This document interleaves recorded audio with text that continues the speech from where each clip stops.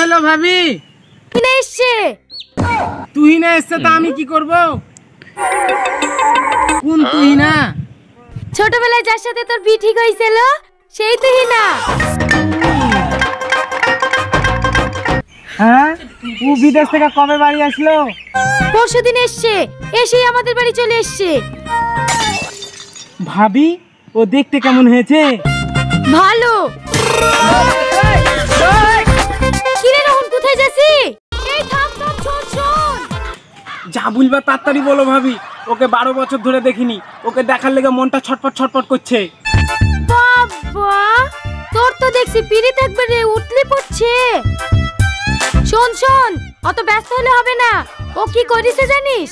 কি করেছে? আমি সকালবেলায় উঠে ঝাড় দিছি নু।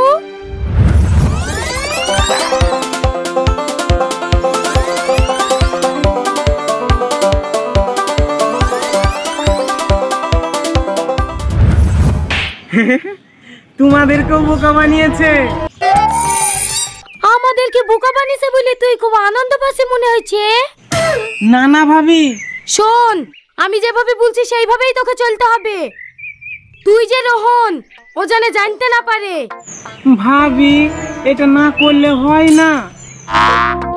ও এতদিন পর এসছে, একটু মিষ্টি মিষ্টি কথা বলবো, ওকে নিয়ে একটু নদীর ধারে ঘুরতে যাব।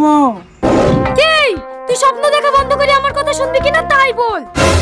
ঠিক আছে ভাবি, বলো। আজ থেকে তুই আর রোহন না, বিশু রোহন। ভাবি, বিশুকে বাদ দিয়ে অন্য কাউকে দিলে হয় না। কেনে? ওই ছুড়ার স্বভাব খুব খারাপ। আবার তুই কথা বলছি? ঠিক আছে ভাবি, তোমার যা মন যাবে, যা খুশি তাই করো। ঠিক আছে, বাড়ির লোককে আর বিশুকে বোঝানোর দায়িত্ব আমার। যা তুই কাজ কর গা।